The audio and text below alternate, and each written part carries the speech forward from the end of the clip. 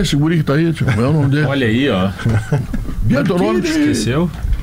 Esqueceu de dizer. Simon Bianchini. Viu? Sozinho. Categoria. Bastou. Bianchini. Fala, meu.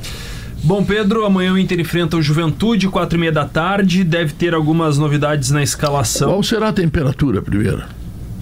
Não. Olha, a temperatura. Que perguntinha, bola nas costas, hein, Pedro? Na casa, amanhã. O cara veio cheio de informação. Deixa eu falar com 32. O Temperatura. repórter não sabe, rapaz. Esse detalhe. Vai estar calor, responde pra ele, vai estar calor. Isso, temperatura na casa dos 30 graus. 30 graus tá bom, se não for 40, eu tô achando lucro. É um teste importante que o Inter considera, vai medir forças pela primeira vez. Sabe o horário que vai chover no jogo? Eu tô olhando pelo site, mas como eu não acompanho a informação oficial da rádio, que é do Cleo com a previsão do tempo, confesso que eu não posso confirmar se vai chover ou não. Isso aí, coisas, tá? Mandou bem demais. Mas é um teste importante, o primeiro contra uma equipe de primeira divisão. O Inter entende que já vai apresentar até no aspecto físico um melhor rendimento. Teve, é bem verdade, o amistoso contra o México, mas é um adversário que o Inter vai enfrentar no mínimo mais 2 vezes ainda em 2025. Talvez mais, dependendo do andamento do Gauchão, da Copa do Brasil, ainda. Mas para essa partida, por exemplo, o Inter deve ter Fernando de volta. Foi preservado pela condição física dele, é um jogador de 37 para 38 anos, ano passado teve 2 lesões musculares, teve aquele problema no ombro. O Inter sabe que não vai suportar em alto nível 2 jogos pesados durante 2025, por isso concedeu ao Fernando um período maior de pré-temporada para um melhor condicionamento e ele deve jogar amanhã. Quem também está próximo de um retorno é Rogel. Jogar que você diz é começar a titular. Começar como titular, essa é a expectativa. O Rogel, que teve uma fratura na mão esquerda no passado, nos anos anteriores também teve um histórico de lesões até mais graves, no joelho, no Hertha Berlim, depois no Inter teve lesão muscular também. Então o Inter também teve um cuidado com esse jogador, pela ausência do Cleiton Sampaio, Rogel ou Vitor Gabriel na zaga. Então seria uma segunda substituição. E na lateral, uma troca certa, a informação que depois o Inter oficializou, confirmando aquela questão que o Vaguinha trouxe ontem, estava acompanhando vocês voltando de Pelotas, que o Bruno Gomes teve uma lesão grave nos ligamentos do joelho esquerdo, vai ficar longe dos gramados entre 8 a 9 meses. Com isso, o Brian Aguirre sai da esquerda, vai para a direita, e o Inter deve confirmar o Pablo como lateral esquerdo nesse jogo. O Bernabé ainda não pode ser descartado, por mais que esteja treinando há uma semana apenas. O Roger, depois do jogo contra o México, na coletiva que o Zé Alberto participou, o Roger mencionou que o Bernabé, ele consegue adquirir o ritmo de jogo, de treinamento de uma forma mais rápida que outros jogadores. Ele é um jogador até com porte físico, ele é muito leve, não jovem, é alto. Ele é leve. Então, por isso não dá para descartar completamente, por ser no Beira-Rio a principal contratação do Inter no ano. Então passa por aí a escalação do Roger. Definiu hoje pela manhã, treino fechado, a gente não tem muito descartar ele. Com o Bernabé. Começar ou ele tá no banco? Eu não estou descartando pelo histórico recente, né? Tentei buscar essa informação se o Bernabé vai pro jogo ou não. Eu não descartaria ele participando de alguma forma. Ou no banco, por ser no Beira-Rio, o principal reforço do Inter no ano, a compra elevada na casa de 4,5 milhões de euros que o Inter fez, essa operação recentemente, ou no time titular. Mas confesso que eu não tenho, eu estou fazendo aqui uma leitura pelos relatos que a gente tem de bastidores. Então passa por aí a escalação e as mudanças em relação ao time que a gente viu pela primeira vez. Se tivesse tudo ok no miolo de zaga, não tivesse ninguém machucado ali, teria alguma possibilidade do Vitor Gabriel ser deslocado para o lado esquerdo, eventualmente, porque ele era lateral esquerdo, foi contratado como lateral esquerdo, mas para jogar na zaga? Então, Zé, só em último caso. O Roger trata o Vitor Gabriel como zagueiro hoje. Eu tô falando porque o caso é emergência alta. Eu prefiro o Pablo. Né? Não, eu prefiro o Pablo. Eu acho que são jogadores bem diferentes, né? São. Um é mais defensor, né? O Vitor, até por origem zagueiro, sim, mais defensor. Eu sinto a questão emergência, mas o adversário é o Juventude também. Né? E hoje eu vejo o que jogou de zagueiro, fez o gol mais pronto que o Pablo. aparentemente. É aí, por isso que eu falei, mas é que tem problema no miolo da zaga, então deixa o homem pra lá. Eu vi o Pablo, se não me engano, uma outra vez na base, e esse jogo eu não vi muita coisa. Então eu também não tenho uma posição firmada. Assim. Ele oscilou pra tu ver, né? Mas ele foi mal aquele dia. Mas ele mostrou como ele é um jogador. Ele oscilou dentro do jogo. Não foi nem em 3 partidas. Ele oscilou dentro do mesmo jogo. Eu faria essa vírgula também, porque no primeiro tempo você não salva Thiago Maia, você não salva Vitão no primeiro tempo. Isso aí. Para que sobre na conta do Pablo, como sobrou do Luiz entrou, Otávio né? também. Que nem começou, ele entrou no meio do jogo. Sobrou pro menino, eu compreendo, é menino, não restia menos e tal, mas olha o primeiro tempo do Inter, você não tira ninguém do primeiro tempo. Mas o Pablo estava abaixo. Não. E tá falando... Eu tô dizendo que ninguém foi. Sabe que eu tenho sobre crítica a jogador? Eu tenho uma ideia, e é um exercício até que eu faço. Jogador de futebol, quando ele entra em campo para jogar com a camisa do Grêmio e do Inter, entrou, time profissional, acabou a idade, acabou a experiência, é o jogo que eu tô vendo.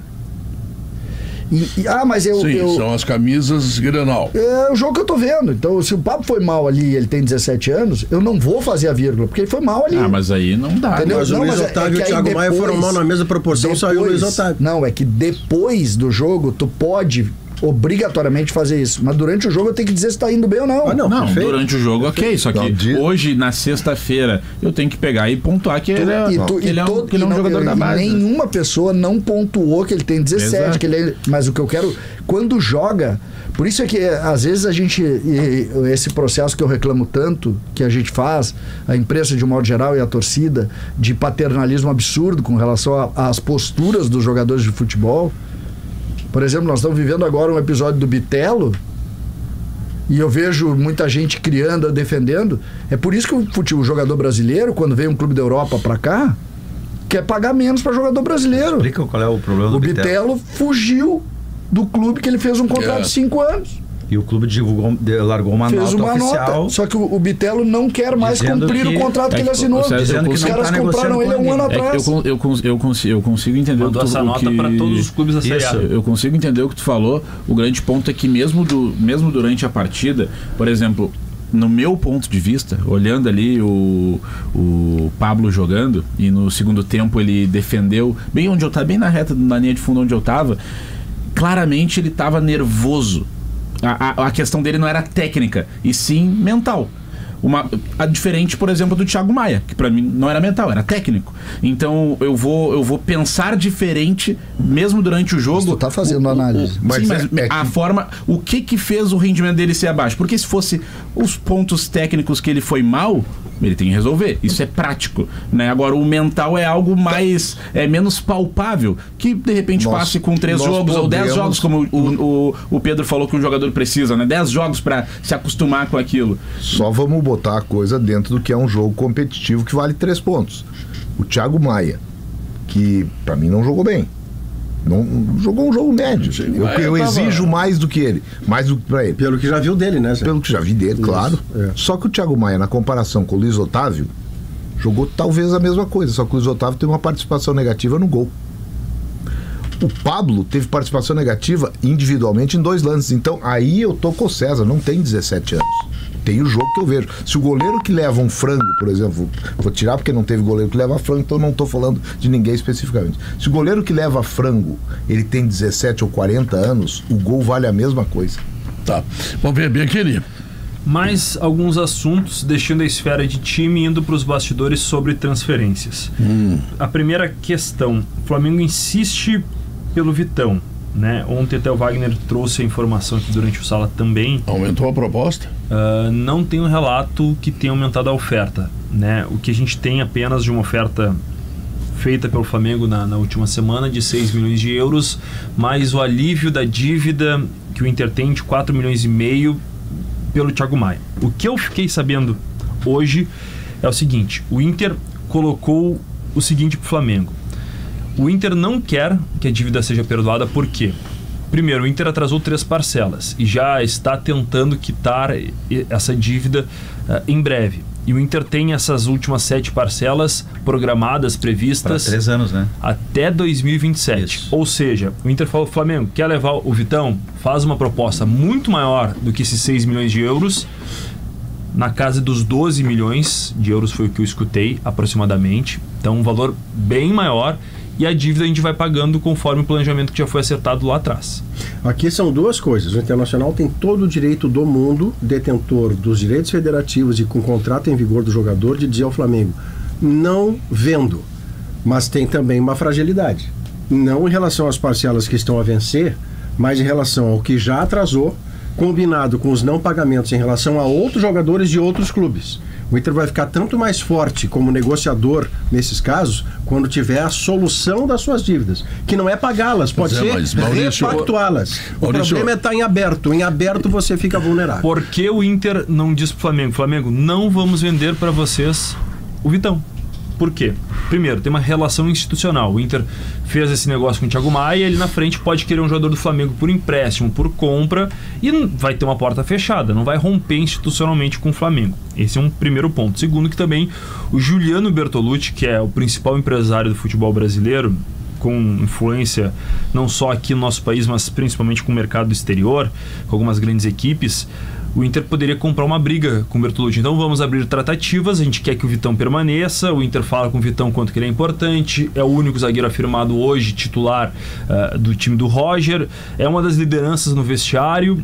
O Inter mudou a numeração, trata de até nas redes sociais, tem um cuidado de valorizar o Vitão, porque não quer perdê-lo, principalmente para um adversário brasileiro. Então o Inter não fecha as portas, mas o Flamengo vai ter que subir muito qualquer oferta financeira e praticamente pagar à vista e por um montante bem superior para tirar o Vitão do Beira-Rio, pela importância desse jogador. E o Inter tenta sinalizar para o Vitão: Vitão, daqui a pouco no meio do ano a gente pode te liberar por um valor que nos satisfaça, talvez mas não para o Brasil. Mas que a melhor janela é só que é o seguinte, até eu estava acompanhando alguns colegas lá do Rio de Janeiro, influencers, tudo, ninguém garante que o Vitão vai chegar no Flamengo e vai ser titular. Claro que não. É o Léo Pereira e o Léo Ortiz, hoje a zaga. Muita gente lá, flamenguistas, eu não tô entrando nesse mérito aqui. Então até isso é levantado nos bastidores. O Vitão vai pra lá, daqui a pouco chega o Danilo também, e o Vitão não tem a sequência no Flamengo. A direção do Inter não vai liberar o Vitão. Não, o Inter não quer liberar. E assim, esse ponto é que nem quando eu certo. Quero te convidar pra ir numa janta. Mas aí tu tem que ir até Bagé, passar em Caçapava. Bom. A janta é em Porto Alegre, mas tu tem que ir até Bagé, pegar os talheres, ir a Caçapava, pra depois voltar a Porto Alegre. Ou seja, eu tô tornando inviável a tua ida na janta. Mas eu tu vai ter que querer muito. Ou seja, o Inter tá tornando completamente inviável a negociação com o Flamengo. Tem um negócio só que eu queria saber mais sobre isso, tá? Sobre a questão do Vitão. O Vitão é uma oportunidade de mercado encontrada pelo Inter em cima de uma normativa da FIFA que obrigou os atletas... nada pagou. Que obrigou que permitiu aos atletas a liberação deles de clubes da Ucrânia e da Rússia. Isso, uma questão humanitária. Essa é a origem. Isso em 22. Isso em 22. Depois disso, existe uma negociação do Inter, que o Inter comprou do próprio Vitão uma participação, que é por isso que o Inter está recebendo. O contrato acabou hoje. Em 24, o Inter assinou um pré-contrato e pagou luvas. Exatamente. O que garante o Inter que possa hoje fazer isso. Ele é detentor de 80% do vínculo do jogador. Por que eu faço essa ponderação? O Shakhtar ficou muito incomodado com isso. Com toda razão, né? Vamos ser muito práticos aqui, com toda razão. O Vitão é muito grato ao Inter por isso, né? Porque ajudou a tirá-lo dessa zona de conflito. Isso, tá. Mas só vamos ser práticos aqui. O Shakhtar, de todos esses episódios aí, o Shakhtar é um dos clubes mais prejudicados do mundo, tá? Porque o Shakhtar perdeu todos os seus jogadores dessa maneira. Por causa da guerra. Tá, mas tudo bem, o Inter não tem nada a ver com isso, fez o que a lei permitia, tá tudo certo. Eu pergunto, sabe o que eu pergunto, Vini? Até que ponto o Inter não tem nenhum acordo verbal com o Vitão para uma eventual liberação dele? Enfim, até não imaginaria um clube brasileiro, mas uma transferência para a Europa, como de alguma maneira aconteceu com o Betis no ano passado. Para mim, essa é a grande discussão. Até que ponto existe um acordo do Inter para a liberação do jogador? Em cima, o Inter conseguiu contratar um jogador praticamente de graça. Eu preciso chamar o comercial em seguida. O que tu ia dizer? Não, que a informação é que o Vitão não quer sair. Então quer ficar resolvido. Esse é o grande ponto. Nós estamos falando por quê aqui Simon. Para fechar, tem outro jogador que já desperta interesse do futebol europeu. O Grupo City, em dezembro, não fez uma proposta com papel timbrado na mesa da direção, mas sinalizou pelo Bahia o interesse no Gustavo Prado. 5 milhões de euros. O Inter, na época, estava muito focado em vender o Gabriel Carvalho, conseguiu uma venda muito boa, que ajudou, trouxe fôlego financeiro, mas essa oferta ela está em compasso de espera. Só que agora, o Gustavo Prado, até a partir de hoje, começa a disputa do Sul-Americano Sub-20 na Venezuela, Brasil e Argentina na primeira rodada, e o Gustavo Prado está no elenco. O Inter já sabe, tem essa informação, e até pessoas que trabalham com o próprio Gustavo Prado, que olheiros do Porto vão fazer o acompanhamento especial do Gustavo Prado na competição, porque tem a amostragem dele no Inter, na base, né? Tem um conhecimento amplo da carreira, mas querem ver ele, por exemplo, num outro tipo de torneio, com uma seleção diferente. E de amarelo, né? Isso. Seleção é outra para fazer esse acompanhamento. Se ele for bem, uma proposta pode pintar, e o mercado português é muito forte. O Porto tem a tradição de levar jovens, lapidar e depois vender para outros centros. Então é pra gente ficar atento, mas o Porto já tem interesse no Gustavo Prado, meio atacante do Inter, que tem contrato até 2028, um longo vínculo com o Colorado. Muito bem, nós vamos ao intervalo comercial. Só uma pergunta, quem é o procurador do Bitelo? O assunto foi tratado o Michael Portela. Então, a gente tem que ficar sabendo esses nomes pelo seguinte: quando acontece esses casos do jogador ficar e passar a moto, a gente tem que saber quem é, não é quem faz isso, mas quem é que aceita que o jogador faça isso. Se eu sou procurador do jogador, se não é eu que faço isso aí, eu peço pra ir embora. Não. Café Três Corações, o café de quem ama café. Blueville, uma história de sabores para toda a família. Um abraço pro Maurivan, que amanhã vai estar lá também no Paleta, né? E aí a gente vai bater um papo lá, comer um churrasquinho lá no Nautilus Marina Club, Maurício. Que é um condomínio